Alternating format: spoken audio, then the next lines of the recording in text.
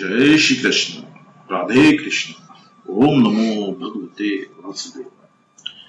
बुद्धि धुंधली की छोटी बहन है। मन बुद्धि की सलाह लेता है और दुखी होता है। मन कई बार आत्मा को धोखा देता है।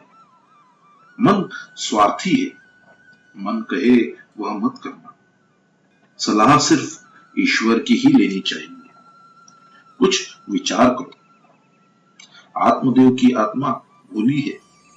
उसे मन बुद्धि बार बार धोखा देते हैं। मन की सलाह लो। आत्मदेव मन बुद्धि का छल समझ नहीं सका। फल गाय को खिलाया। गो अर्थात गाय, इंद्रियां, भक्ति आदि अर्थ होता है गो का। फल गाय को अर्थात इंद्रियों को खिलाया।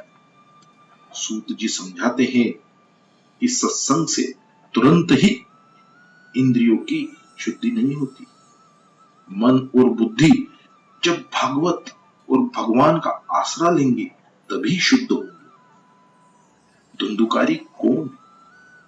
सारा समय द्रव्य सुख और काम सुख का चिंतन करे वही धुंधुकारी है।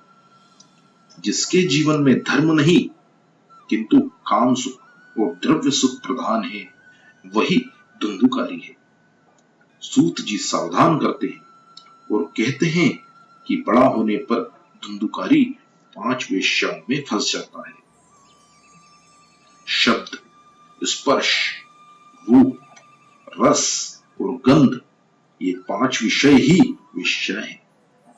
ये 5 विषय ही धुंधुकारी अर्थात जीव को बांधते हैं। वह शव के हाथों से खाता है। धुंधुकारी शव के हाथों से खाता था। साफ लिखा है। शव के हाथ कौन है?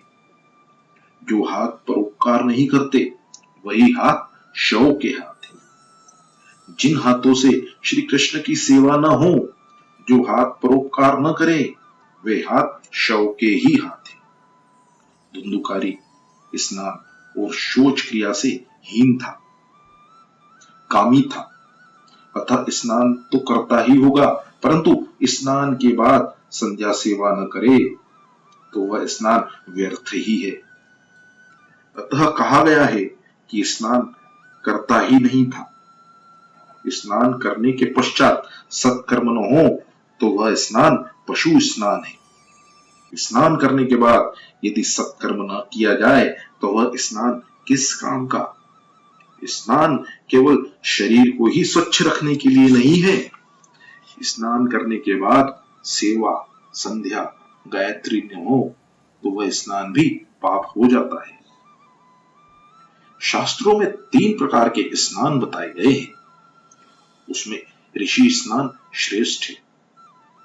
उषा काल में 4 से 5 बजे के समय में जो स्नान किया जाता है वह ऋषि स्नान है। इसके बाद 5 से 6 बजे तक के समय में किया गया स्नान मनुष्य स्नान है और 6 बजे के बाद किया जाने वाला स्नान राक्षसी स्नान है। भगवान सूर्य नारायण के उदय के पश्चात दंत धावन, शौच आदि करना योग्य नहीं है। सूर्य बुद्धि के स्वामी है, देव है। उनकी संध्या करने से बुद्धि तेज होती है। स्नान और संध्या नियमित करो। सम्यक ध्यान ही संध्या है। नित्य सत्कर्म किए बिना किया जाने वाला भोजन भोजन नहीं है। ऐसा मनुष्य भोजन नहीं करता परंतु पाप का ही प्राशन करता है। जो पापी लोग अपने शरीर के पोषण के लिए अन्नोत्पादन करते हैं वे पाप का भोजन कर रहे हैं। अतः हमेशा सत्कर्म करो, आयुष्य का सदुपयोग करो। तन और मन को दंड दोगे तो पाप का क्षय होगा और पुण्य की वृद्धि होगी। अपने मन को आप स्वयं दंड नहीं दोगे तो और कौन देगा? पुत्र के दुराचरणों को देखकर आत्मदेव को ग्लानि हुई। उसने सोचा कि वह पुत्रहीन ही रहता तो अच्छा होता। धुंधुकारी ने सारी संपत्ति का व्यय कर दिया। अब तो वह माता पिता को भी पीटने लगा। पिता के दुख को देखकर गोकर्ण पिता के पास आया। गोकर्ण पिता को वैराग्य का उपदेश देता है। यह संसार आसार है और दुख रूप तथा मोह में बांधने वाला है। किसका पुत्र और धन भी किसका। संसार को वंध्यासुत की उपमा दी गई है। संसार माया का पुत्र है और जब माया मिथ्या है तो संसार वास्तविक कैसे हो सकता है। गोकर्ण आत्मदेव से कहता है कि तुम अब घर बार छोड़कर वन में जाओ। घर के मोह का अब त्याग करो। सब कुछ समझ बूझ कर स्वयं छोड़ दो, नहीं तो काल बलात् छुड़वाएगा। यह देह हाड़ मांस और खून रुधिर का पिंड है। इसे अपना मानना छोड़ दो। स्त्री पुत्र आदि की ममता छोड़ो। यह संसार क्षणभंगुर है। इसमें से किसी भी वस्तु को स्थायी समझकर उससे राग और द्वेष न करो। केवल वैराग्य के रसिक बनो और भगवान की भक्ति में डूब जाओ। संसार मोह के त्याग के बिना भक्ति नहीं होती। किसी भी प्रकार से मन सांसारिक विषयों में से वितरागी करके प्रभु प्रेम में लगाओ। संसार आसक्ति नष्ट न होगी तब तक भगवत आसक्ति सिद्ध न होगी। संसार के विषय में मत फंसो, ठाकुर जी के चरणों में रहो। यह देह अपना नहीं है, कारण इसे हम हमेशा नहीं रख सकेंगे। तो अपना कौन होगा। जब देह ही अपना नहीं है तो और कौन होगा अपना। पिताजी अब बहुत गुजर गई और थोड़ी सी ही रही गई है। गंगा जी के किनारे जाकर ठाकुर जी की सेवा करो। मन को विक्षेप होने पर उसे कृष्ण लीला की कथा में लगा दो। भावना रखोगे तो हृदय परिवर्तन होगा। सेवा और सत्कर्म में परदोष दर्शन विघ्न करता है, अतः परदोष दर्शन का त्याग करो। पिताजी अब तुम श्री भगवान का आश्रय लेकर भगवानमय जीवन बिताओ। भगवानमय जीवन जीने के लिए ध्यान जप और पाठ अति आवश्यक है। उत्तम पाठ के 6 अंग हैं। मधुरता, स्पष्ट अक्षरोच्चार, पदच्छेद का ज्ञान,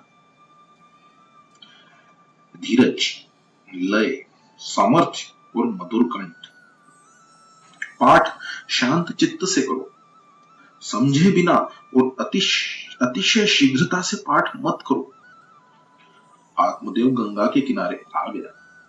मानसी सेवा करने लगा। एकांत में बैठकर मन को एकाग्र करने लगा। चंचल मन को विवेक रूपी बोध से संभालो और ध्यान मग्न रखो। संकल्प विकल्प से मन को दूर रखो। मानसिक सेवा में मन की धारा अटूट रहनी चाहिए। ऐसी सेवा दिव्य होती है। उच्च स्वर से जब पाठ करने से मन एकाग्र होता है, निरोध होता है। आत्मदेव सतत भगवत ध्यान में तन्मय बने हैं। निवृत्ति में सतत सत्कर्म होना चाहिए, अन्यथा निवृत्ति में भी पाप प्रकट होगा। आत्मदेव दशम स्कंद का पाठ करते हैं। इसका नित्य पाठ करने से वह सचमुच देव बन गया। आत्मा परमात्मा से मिलती है तो वह देह बनती है।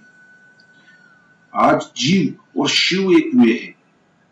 जीव और शिव का मिलन हुआ है। भागवत का जो आसरा ले वह भगवान बनता है, ईश्वर होता है। उसे परमात्मा अनेक बार अपने से भी बड़ा बनाते हैं। श्री परमात्मा के 2 स्वरूप हैं, एक रचना स्वरूप और दूसरा नाम स्वरूप। श्रीमद् भागवत भगवान का नाम स्वरूप है। सामग्री से जिसकी अर्चना पूजा हो वह अर्चना स्वरूप हो। नाम स्वरूप के बिना स्वरूप सेवा फलवती नहीं होती है। स्वरूप सेवा ठीक तरह से भी होती ही नहीं है। उसका कारण यह है कि मन की शुद्धि नहीं हुई है। मन की शुद्धि के बिना स्वरूप सेवा में आनंद नहीं मिलता। सेवक जब तक संसार के साथ संबंध रखता है, माया रखता है, तब तक उसे स्वरूप सेवा का आनंद नहीं मिलता है। यदि सेवा करनी ही है तो संसार का स्नेह मोह छोड़ना होगा। संसार के विषय में स्नेह करो तो विवेक के साथ करो। अग्नि वैसे तो सब कुछ भस्मीभूत कर देती है, फिर भी उसका यदि विवेक पूर्वक उपयोग किया जाए तो अग्नि उपयोगी होती है। अग्नि न हो तो मनुष्य का पोषण नहीं हो सकता है। मनुष्य इस संसार में जब तक अपने शरीर के प्रति समान है, तब तक वह इस संसार को छोड़ नहीं सकता। जो मन माया का स्पर्श करता है, वह मन मनमोहन की सेवा में नहीं जा सकता। मन तो बार बार माया का विचार करता है, अतः वह मलिन होता है। नाम सेवा मन की शुद्धि के लिए है। जब तक स्वरूप सेवा में मन एकाग्र न हो, तब तक नाम सेवा करो। स्वरूप सेवा में आनंद नहीं आता है क्योंकि मन व्यग्र है, चंचल है। अपना मन ईश्वर को छोड़कर बार बार विषयों की ओर जाता है। मनुष्य का मन संसार व्यवहार के साथ इतना तो तद्रूप हो जाता है कि जिसके कारण वह पाप करता है और उसे अपने पापों का भान भी नहीं रहता है। स्वरूप सेवा करते करते हृदय पिघले, आंखें गीली हो, आनंद हो और हृदय में सात्विक भाव जागे तो मानो की सेवा सफल भी है। हृदय की भावना बिना की गई सेवा फलवती नहीं होती है। जीव शुद्ध होकर परमात्मा की सेवा करे तो श्री ठाकुर जी प्रेम से प्रसन्न होते हैं। मन में अनेक जन्मों की मेल भरी हुई है, वो स्वरूप सेवा में मन की शुद्धि अति आवश्यक है। मन शुद्ध नहीं है, परिणामतः स्वरूप सेवा फलवती नहीं होती है। मन को शुद्ध करने के लिए नाम सेवा की आवश्यकता है। मन की अशुद्धि नष्ट करता है श्रीमद् भागवत। कलयुग में नाम सेवा प्रधान है। श्री भागवत भगवान का ही नाम स्वरूप है। नाम ही ब्रह्मा है, नाम ही परमात्मा है और अधिक क्या कहें, नाम परमात्मा से भी श्रेष्ठ है। ईश्वर तो अदृश्य है, उनके साथ स्नेह करना कठिन है। नाम स्वरूप तो स्पष्ट दिखता है। जिसका प्रत्यक्ष दर्शन न हुआ हो, उसके नाम को पकड़ोगे तो वह अवश्य दृष्टिगोचर होगा। ईश्वर का स्वरूप सबके लिए अनुकूल और सुलभ नहीं है, परंतु नाम स्वरूप सुलभ है। ज्ञानी पुरुष नाम में निष्ठा रखते हैं, वे नाम का आश्रय लेते हैं। नाम ही ईश्वर का स्वरूप है। श्री राम जी ने तो कुछ ही जीवों का उद्धार किया था, परंतु उनके बाद उनके नाम ने अनेकों का उद्धार किया। श्री कृष्ण जी जब पृथ्वी पर विराजमान थे, तब जितने जीवों का उद्धार हुआ था, उसकी तुलना में उनके नाम से अनगिनत लोग संसार सागर को पार कर गए। बड़े से बड़ा पाप कौन सा है? ईश्वर के नाम के प्रति निष्ठा का अभाव। नाम साधन सरल है। श्री भागवत भगवान का नाम स्वरूप है। श्रीमद् भागवत का आश्रय ही नाम का आश्रय है। जो भागवत का आश्रय लेता है वो भगवान बनता है। आत्मदेव श्री भागवत का आश्रय लेकर दशम स्कंद का पाठ करते थे। केवल दशम स्कंद के पाठ से ही उसे मुक्ति मिली थी। यदि संस्कृत का ज्ञान हो तो प्रतिदिन दशम स्कंद विष्णु सहस्र नाम और शिव महिमा स्त्रोत का पाठ करो। पाठ अर्थ के ज्ञान के साथ को, अर्थ ज्ञान बिना किया गया पाठ अधम पाठ है। भगवान जल्दी प्राप्त नहीं होते हैं, वे जल्दी कृपा नहीं करते हैं, क्योंकि आप इसके लिए कष्ट सहन नहीं करते हैं। जीव कष्ट सहन करने से कतराता है। भगवान की कृपा के लिए दुख सहन करो। जो स्वेच्छा से कष्ट सहता है उसे यम दुखी नहीं कर सकते। आत्मदेव आसन लगाकर 10-12 घंटे बैठता था। आसन पर शांत चित्त से बैठो। ज्ञानियों को जो आनंद समाधि में मिलता है वह आनंद आपको भी कथा में मिलेगा। जिस लीला की यह कथा है वो प्रत्यक्ष ही हो रही है, ऐसा सोचोगे तो आनंद मिलेगा।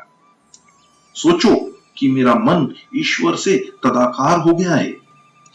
दृश्य में से दृष्टि हट जाए और दृष्टा में स्थित हो जाए तो मन का निरोध होगा और आनंद प्रकटेगा। गोकर्ण को लगा कि धुंधुकारी का व्यवहार उसे भी विक्षेप रूप होगा, तो वह भी वन में जा बसा। इधर धुंधुकारी वेश्याओं को प्रसन्न करने के लिए चोरी करने लगा। जय श्री कृष्ण। राधे कृष्ण। राधे कृष्ण। ओम नमो